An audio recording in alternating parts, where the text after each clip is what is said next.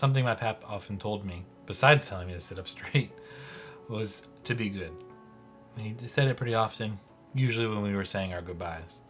And I never was quite sure what he meant. I don't think he ever explained what he meant by be good, because instead of telling me what it meant, he showed me what it meant. And what I think that was be present. Growing up, I loved to go on walks. In the mornings, sometimes my grandma and I would go for walks in the park. And in the evenings, sometimes he and I would go for walks to the Overlook, which was about 1.5 miles away from where he lived. The thing that stands out is that he walked all day. He was a mailman.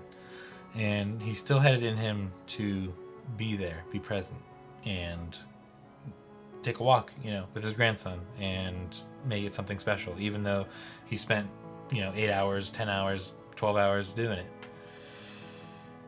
One time, a couple years ago, he told me that he wanted to see where I was at when I hit 30. And he passed in December 2021, and I turned 30 in October 2021. I think he wanted to see me at 30 because he was proud of what I've done, and he wanted to see where that went. And that meant, just the little gestures like that meant a lot. I think to be good, you need to also be the pillar for those around you. When the poop hits the fan, you're the one that is helping everybody wade out of it. Any emergency, he was number one, always there to help. And when people were down or needed a good time, he was always the entertainment. Pap was always the one to crack a joke or be silly. Not being able to talk to him and make our stupid, goofy jokes. Ready? 1, 2. Don't you dare. Don't you dare. Ready? Yeah. 1, 2, 3. Thank you, Eli.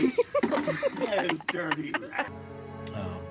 Even during my mom and my aunt's wedding, even though his knees killed him and he was retired from being a mailman for 30-some years, he managed to find the effort to make a dance during the wedding and be fun, and then suffer for weeks because of it.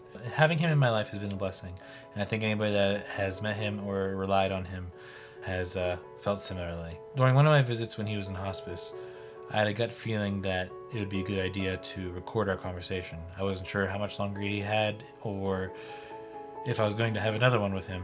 So I recorded my goodbye, and I fortunately caught him saying, "Be good" for the last time to me. And I'm happy I recorded it, because it prompted this title, and it prompted kind of analyzing what it meant to be good. Your birthday was July 15th, 1941. So today, the 15th, is your 81st birthday. It was cool when you made it to 80, because you really didn't expect to. Unfortunately, it came shortly after my grandma's passing, and it was not an easy loss for any of us, especially you.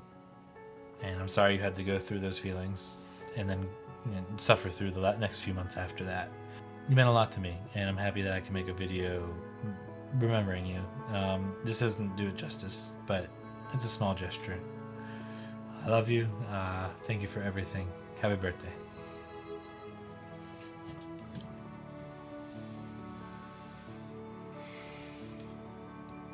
Oh, and you smell like a monkey, and you look like one too.